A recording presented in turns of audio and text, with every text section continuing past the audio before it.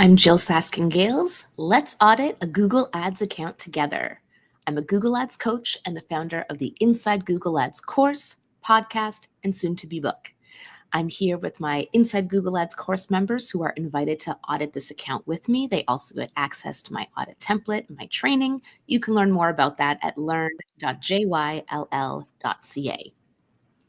Welcome to those who are joining me live. We're about to audit a Google Ads account together. This is a real Google Ads account from a real business, and let's see what we find to help this business owner out.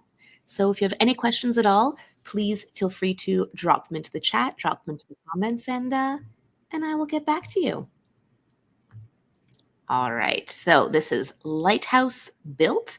This is a luxury, what do we call this? Not a contractor. They do home renovation. That's the word I'm looking for. They do home renovation in Toronto, in my hometown. And we're actually referred to this opportunity by M81 Creative, whose Google Ads account I audited a couple days ago. You can find that on my YouTube and LinkedIn channel. So this is what they do. Oh, that is gorgeous. I think that's in my neighborhood. What a beautiful home. Okay. Let's not get sidetracked. We have an audit to do here. So I have my audit template open here, ready to go. You can feel free to copy this, steal this. I do offer this for my Inside Google Ads course members to download and use as they please. And welcome to those who are just joining. Feel free to drop any questions at all into the chat as we audit this real Google Ads account together. Okay, let's get started. When I first audit a Google Ads account, we have to start with the data foundation. That's looking at conversions, audiences, attribution. So let's see, last 30 days, do we have any conversions? We do, we have 5. So let's take a sneak peek at what that entails. Segment by conversion action. A contact page visit and manual dial calls. I can already see from the way these are written that these are probably set up via the Google tag. A call is good. I'm not sure what a manual dial call means. A contact page visit, not so good. So let's actually dive deeper now into our conversion actions under goals, conversions, summary to see what this entails. Okay, we have form mail submission button click, 0, manual dial calls, 1 with a value of 30, click to call telephone link click, contact email link click, unclear if those are working correctly, local actions, contact page visit, 4. So we are tracking the contact page visit. Now, just because it's called that, it doesn't mean that's what it's set up to do, but I will assume for now that that's what it's actually doing. So if we've had 4 of these contact page visits and then no one has completed because we have 4 mail submission button click, that's not so good for the amount of money we spent here. We'll dive in and take a look into why. So we've driven some people to the contact page. Let me quickly see if the contact page is even a landing page or not. I'm doing that by going to Insights and Reports, landing pages, and barely. Okay, so most traffic appears to be going to the home page, though it is also going to who we are and other pages here, likely via site links. That'll be something we check in the campaigns. So all in all, conversion tracking, we do have it set up. It appears to be working correctly. We just haven't had anyone actually fill out the form over the last 30 days.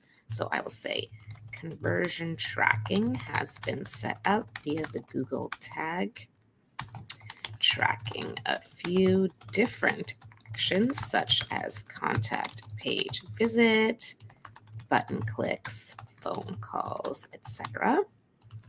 It looks like over the last 30 days, you got 4 people to visit the contact page, but none filled out the form, and 1 person called. So 1 lead for the last 30 days. Okay. Attribution, not going to be so important in this account because we only have 1 campaign. There's not much to attribute it to, but I do just like to check on that. And I can do that by coming here, view all conversion actions, and, oh, the column's not here. Let's add it. Columns, attributes, attribution. And this is just a way for me to check if they are using DDA, which they are. Excellent. So I will say Your conversion actions are using data-driven spelling, which is what I recommend. No action needed. And as I'm going along, if you have any questions at all, please feel free to drop a comment, drop it in the chat, and I will answer those for you as long as I'm able. Okay, audience definitions, that is our remarketing audiences. Again, not going to be so applicable here. We're just running one search campaign, but worth looking and seeing what we have there. Okay, only 5, mostly too small to serve. We have basically just the default. So all visitors set up via the tag. And then this is a relatively new one, this Google engaged audience, which is people who engage either from paid or organic with you on Google platforms. It's an automatically created one, but it's all just too small to serve. At a later stage, would something like a customer list be useful? Absolutely, but we're not even going to be able to use that at this point. I also doubt they would meet the customer match requirements of at least 1,000 matched users and 50,000 in lifetime spend. So although we don't have much going on here in the way of remarketing, I'm not going to put this as like a red flag because there's not much to actually do with that. That's why it's really important to customize the audit for the audience. I'm going to give them, what am I going to give them? A green here, because even though there's more they could do based on the realities of this business, I don't think they should do anything additional. So you have basic website remarketing set up in the account. If you plan to run campaign types other than search in the future, you may want to look into YouTube audiences or other types of remarketing. However, those would not be applicable right now, so no action needed. All right, so we have a pretty good data foundation in place. Always a good place to start. Now I'm going to do a quick run through just to orient myself about what the performance metrics look like, and then we'll look into bids and budgets. So let's come back to campaigns. Last 30 days. Yeah, and see what we've got here. Okay. Segment. Actually, let's check search partners quickly once we're here.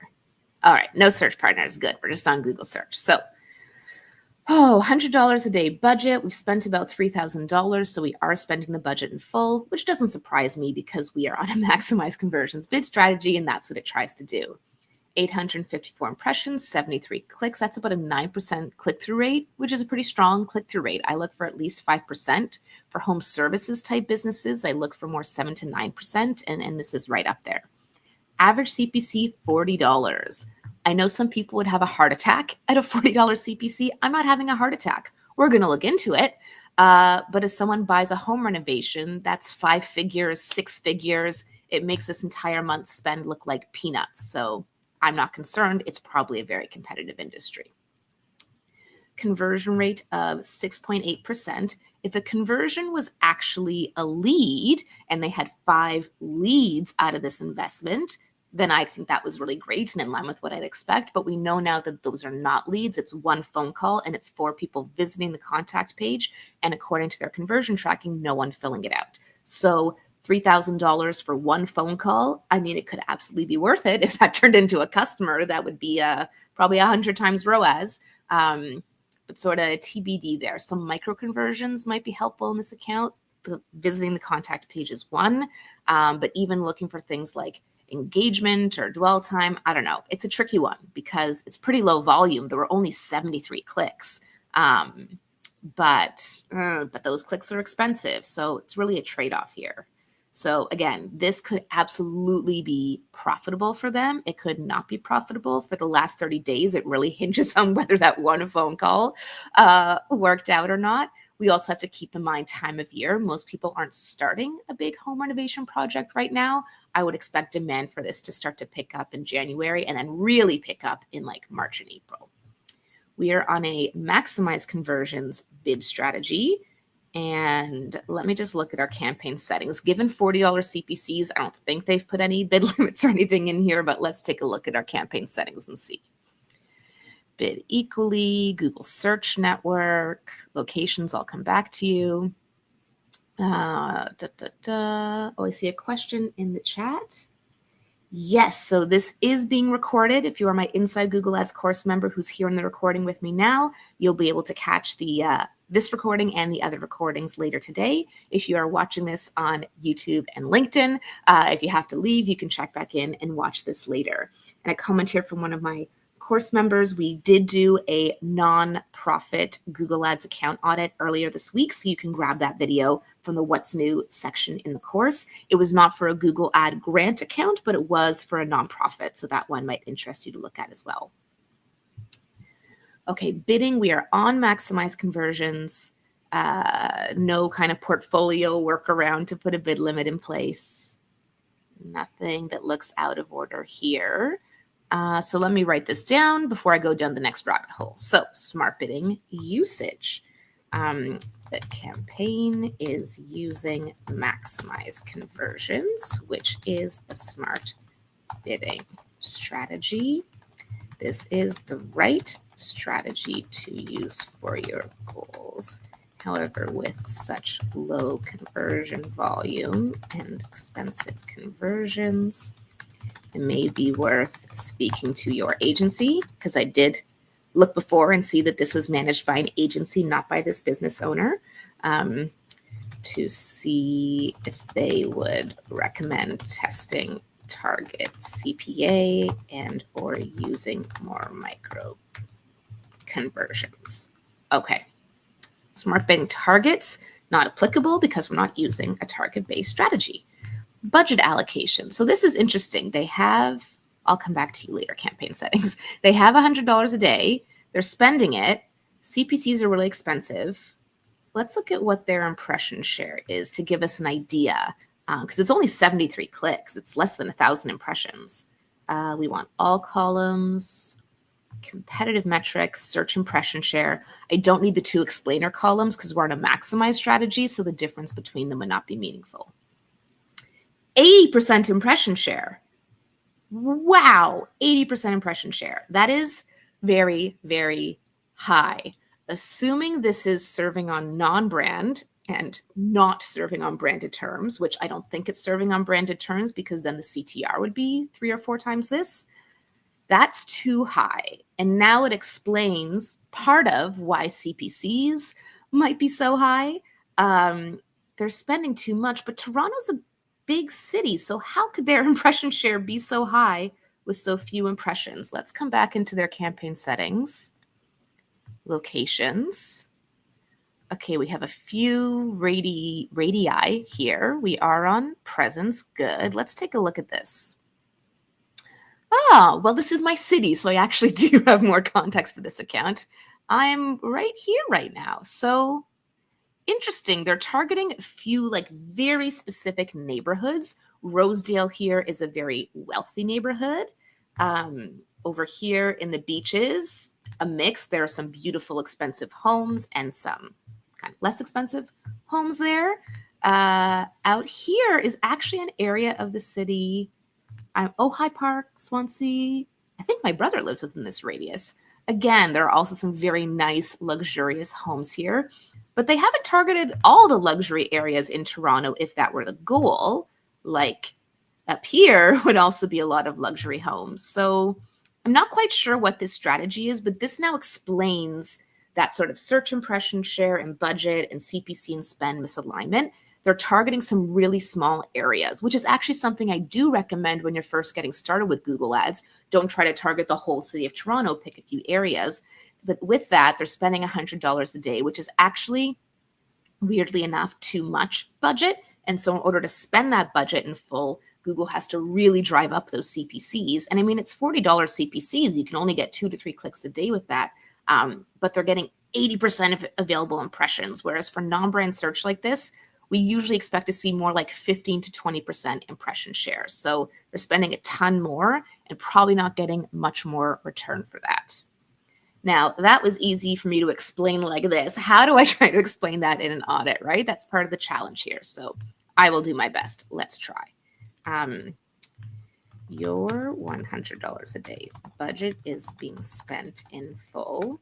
However, I believe you might be over invested in Google Ads given the very small geographic areas of Toronto you are targeting. I recommend either opening up your targeting to all of Toronto, or lowering your budget if you only want to target these areas, or moving to a target CPA bid strategy so that Google is not forced to spend your budget in full. I'll add in the impression share bit here because they have an agency, so I bet they're going to send this on to their agency. So I'm keeping my 2 target audiences in mind for this audit.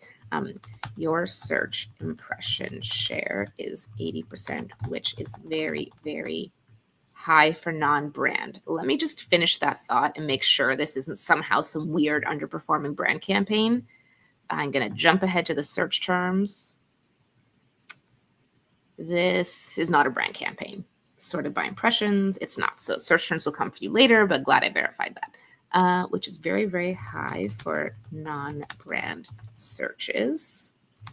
Likely too high. This is driving up your CPCs and making your ads investment quite inefficient. Okay, so for smart bidding usage, we get a green. Smart bidding targets, they're not using them, but they're not applicable. So I'll just leave that black. It's not like red. Red means bad. But yeah, and then budget allocation, this one I'm putting as yellow. They need to look into something there. Okay. Now I jump straight to the search terms, but let's back up a step and look at our ad groups. We have one ad group. That makes it easy. And let's see what keywords we have here. Phrase match, 15 keywords total. That sort of fits in my 5 to 15 keywords rule of thumb. I'm sorting this by clicks. Okay. So CPC is pretty high across most of these. Whole home renovations, renovations and additions. We don't need whole house renovations and whole house renovation, but it's not bad to have both of those. Just pointing out that those are duplicative.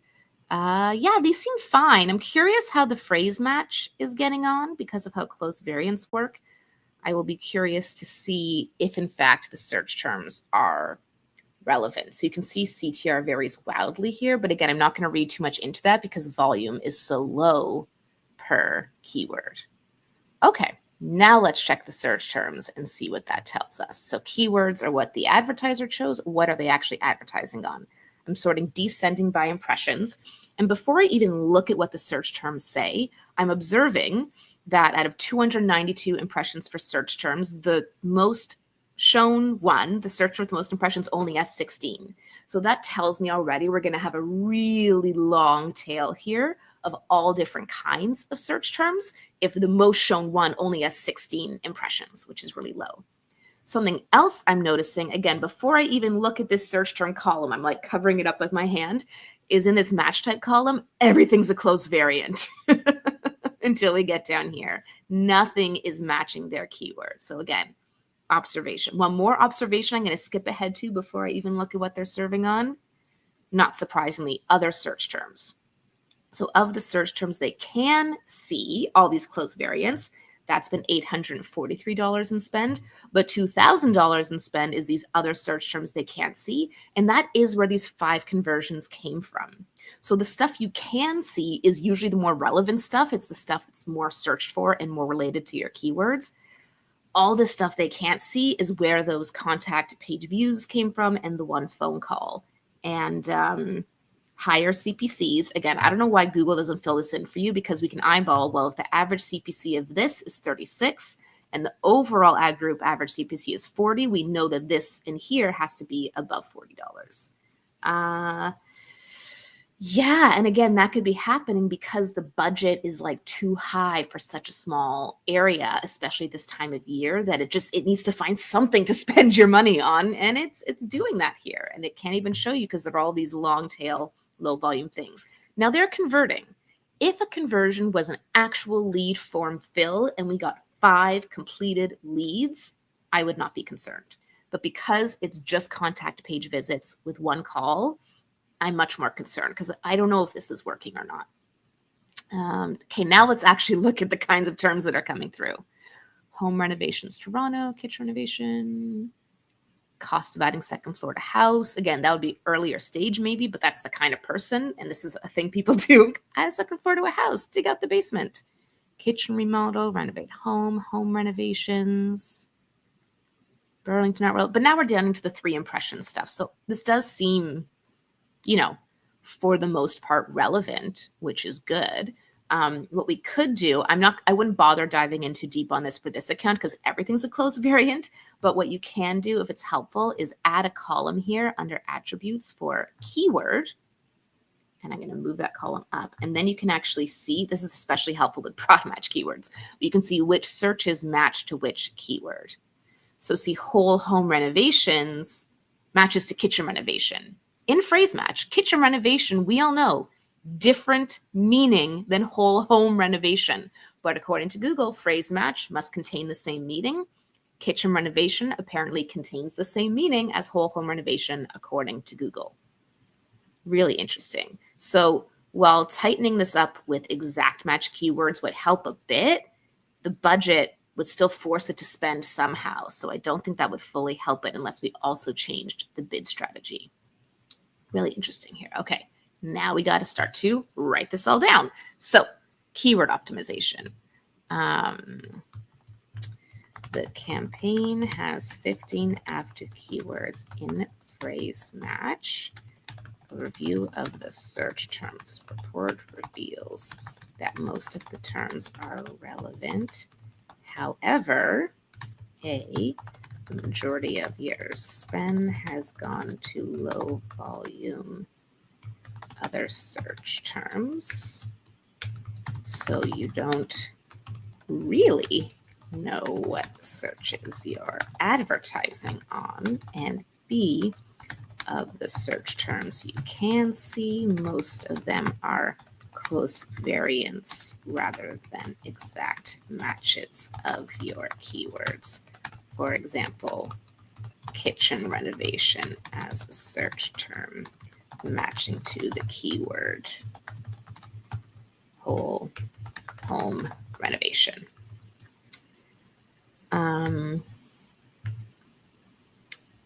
Do I recommend exact match here? I'm not sure yet. I haven't decided yet. Let's take a look at negatives. I don't see anything in the added excluded column here, but that's not the surefire way to know. We want to go to keywords and look at negative search keywords. And there are negatives here, but 132, and this seems like a generic list, like not really, to here. So I'm going to suggest reviewing that. So it looks like negatives have not been recently added to the account. I recommend reviewing your search terms report monthly. In this case, I'll recommend, not weekly, just because of the volume we're looking at, and adding negative keywords as needed. Okay, quality score. How is our quality score? Let's see. You got to add those columns. It's not there. Quality score, and we want the ones that don't say hist. Apply. So most of these don't even have a quality score. The only one we have is this one, where interestingly, above average ad relevance, good. Above average landing page experience, love to see it. Below average expected CTR. So because we only have a rating on one, can't really extrapolate from that. You need a bunch of quality scores to triangulate. So let me try adding the hist ones, which means historical, to see if that gives me a little bit more information to work with. It may or it may not. I'm not talking to you, phone. Okay, let's see. Quality score hist hasn't really added anything for us. So we'll just say for quality score, only one keyword has a quality score rating, and it is 7 out of 10, which is quite good. No action needed at this time. let's start to put some colors up here. So keyword optimization, I'm going to give yellow, and then I'm going to go write a recommendation for that. Negatives, again, I'll give yellow. There's some, but it doesn't look like some paid attention to. Quality score, I'm going to give them a green because that's about it. And once I'm here, targeting expansion only applies to audience-driven campaigns. They are not using dynamic search ads, so I'll just leave it black. We'll look at audiences next. Okay, we got a game plan. So delete targeting expansion. What's my recommendation for keywords? I'm going to recommend exact match. And the reason I'm going to recommend exact match is because of all those hidden other search terms. It won't get rid of the problem, but it'll cull down that problem a lot and get them more focused. But it'll only work well if we combine it with either increasing the geographic area or decreasing the budget or moving to target CPA. Something has to change in terms of that opportunity and reach and using the budget that we were discussing earlier. So I recommend switching your keywords to exact match in order to more tightly control the kinds of searches you serve on. However, you must pair this with either A, budget decrease,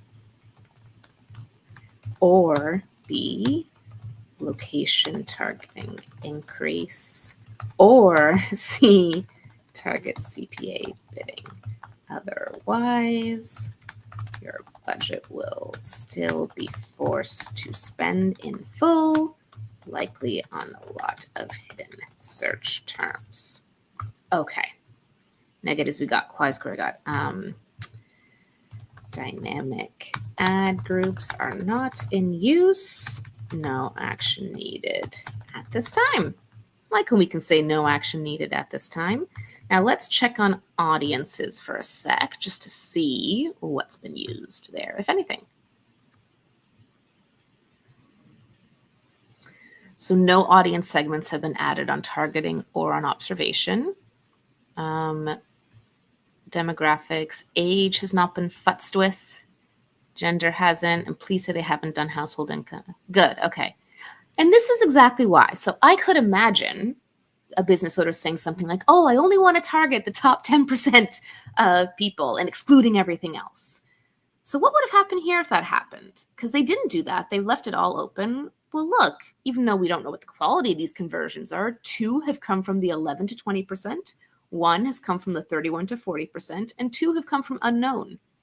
So the campaign is already figured out based on the kinds of searches and where we're targeting that you want the sort of top 10% of households. It has spent most of your money there, right? In spite of the CPCs being higher, in spite of the CTR being lower than in some other places, right? It's already allocating most there, even though it hasn't gotten any conversions there in the last 30 days. So this is why I don't recommend adjusting these demographics unless there's like a really serious reason, like you only want to reach men and not women, so you exclude women, for example. But otherwise, leave them in, let the automation figure it out. It's exactly what it's designed to do. Show table, no exclusions, no inclusions. Okay. So for audience, no audience have been applied to the campaign. It might be interesting to add a dozen or so relevant audiences on observation to collect more data, especially since so many search terms are hidden. I recommend picking 5 to 6 audiences that you think would be super relevant. Maybe luxury shoppers, in market for home renovation, etc. And 5 to 6 audiences that you think would be irrelevant, would not be super relevant. So that might be renters or value shoppers, etc., to gather data on both sides of that, on like who your ads are showing to and what might perform well or not perform well, to get ideas for potential exclusion or inclusion. Okay. Now we're on to the creative, the ad itself. Let's take a look. We have 3 RSAs Why do we have 3 RSAs? We don't need 3 RSAs. We only need 1. They do have very different CTRs and stuff, but again, I won't read too much into that because the volume going to each one is so low. 37 clicks, 28 clicks, 8 clicks. It's just not enough to extrapolate from. You can see here, like this description and that description are exactly the same. So we can just consolidate those all together, and that'll help the learning, especially since it is such a low volume campaign. Let's take a look. I guess this top one has spent the most, so we'll take a quick look there to see what we see. Let me sort it by impressions. Concept to completion, Lighthaus guides you through the challenging world of renovations. Lighthaus Built is the business name. Headline, custom Toronto renovations. High-end home makeovers in Toronto. Kitchen, bathroom, home additions, get a free quote. Got some site links, which is how those, we saw the landing pages. Some other ones were high-end home makeovers, Lighthaus Built, custom home additions. How about designers? And you can see the stuff down here is like, barely serving. So I would recommend going through all 3 RSAs, looking at the descriptions and headlines that have just served the most and combining that just into one RSA for this ad group. Let's take a peek at the combinations here. Top architects and designers, custom, but like 12 impressions. So they are serving so many different variations. If the most served in the last 90 days only has 12 impressions. And again, that's because there's just so many assets to deal with across 3 whole RSAs. We can't really learn enough from this. So that consolidation will really help Google and help you understand what's working. So usage. There are 3 responsive search ads, RSAs, in the campaign, and you only need 1. I recommend reviewing the top serving headlines and descriptions from each and combining these all into just one RSA to help the system learn faster with much less data to process. Hope that makes sense. They can watch this video if it doesn't make sense. Okay. Good. Response by quality. I saw that it had excellent ad strength. That's not the only part of quality, but it's a good part of quality. Your RSAs have excellent ad strength, which means you are meeting best practices. You might want to experiment with dynamic location insertion and dynamic keyword insertion to further personalize the ads for each searcher. The latter will work especially well if you do switch to exact match keywords. Yeah, that's what I'm going to say about that. Okay, let's go take a look at their assets. Business logo, business name, site links, call, images, call outs, structured snippets. And so coming down here to the summary, I can see everything they're running. So the 6, I mean, none of these are required, but the 6 that I consider essential are business name, business logo, images, site links, call outs, snippets. While the snippets have not served, they do have all of those. And then call, location, you can see they're barely serving, but they are there. The headline asset, I don't know why they would be using that, but again, that's 2 clicks. I'm not concerned about it. And other assets they could use, not price, not promo. Yeah, this is good. Okay, so assets, you are using all 6 of the assets I recommend for every account. Business name, let me put a comma there, business logo, image, site links, callouts, structured snippets. And the images are nice too, in my opinion. Might try to test some images with people in them. For image assets, consider testing some images that feature people faces in them as well, as this usually generates higher CTR. And hello, if you're just joining, we are getting near the end of this Google Ads audit today, but if you have any questions, comments at all, feel free to type it into the chat or drop a comment. Okay, those are our assets. So for our scorecard responsive ads usage, I will give them a green. Responsive ad quality, I'll give them a yellow. That's where I'm talking about they should probably combine everything together. And then I have to update my template. 6+ assets, I'm going to give them a green. So all in all, strong scoring here. And then audiences here, a yellow. Dynamic usage, not applicable. Okay. They are not running any other formats, so we don't need to worry about any of that. Though I might recommend something like demand gen. Basically, in the search campaign, I recommended up here some of these relevant audiences. They should add an observation. And if over time they see that those audiences do in fact perform better, then something like a demand gen campaign could be a really helpful way to generate more interest and get more people to the website without those $40 CPCs. For locations, you are only targeting a few very small radii. That looks weird, but I think that's how you say it. Within Toronto, consider targeting more of the city to let Google better allocate your budget. They have display and search partners turned off, so I'm not concerned about those. And let's check on the ad schedule just to make sure nothing wonky is going on. Why isn't it showing it to me? Because it's at the campaign level. Ads are showing all the time. Good. We checked on display network and search partners. None were an issue.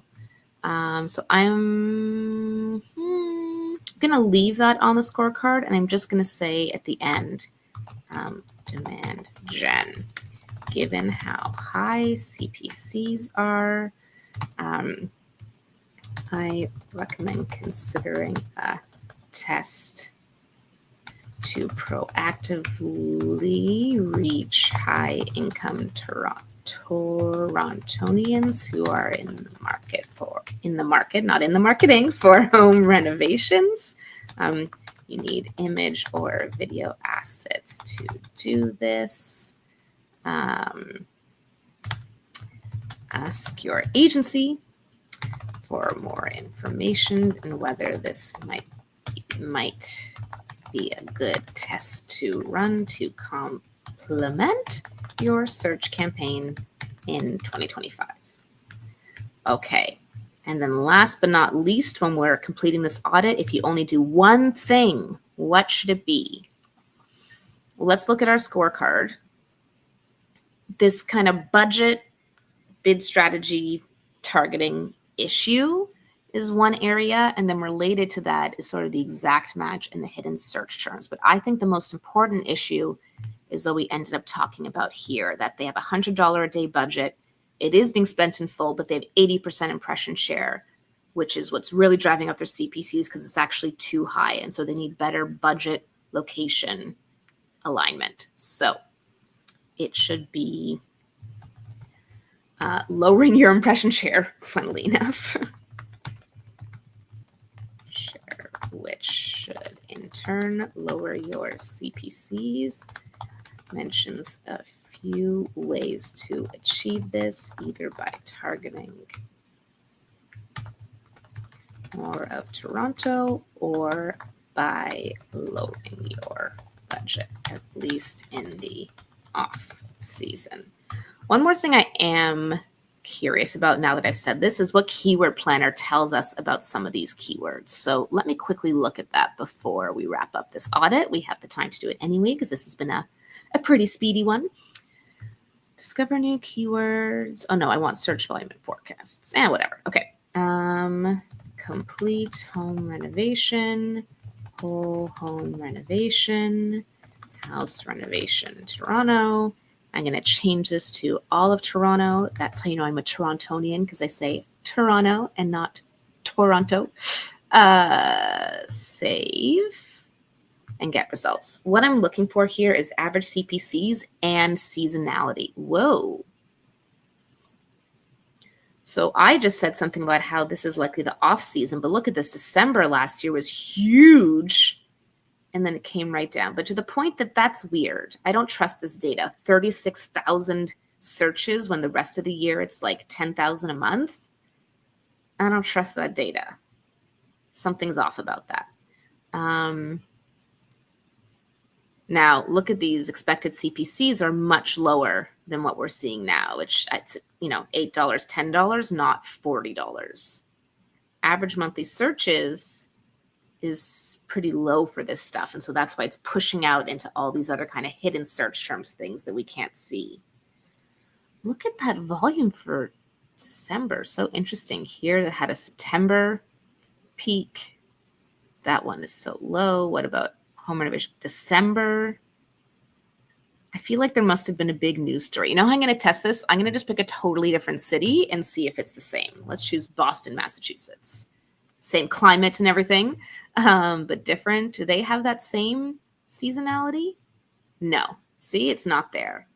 And I'll look at one more city again, where some like Chicago or Montreal. There we go, another Canadian city. And let's see if there's a big December spike. No. So that to me, you can't always trust the data just because it's data. I don't think there actually is a December spike. I think just something weird happened in Toronto last year at that time. Okay.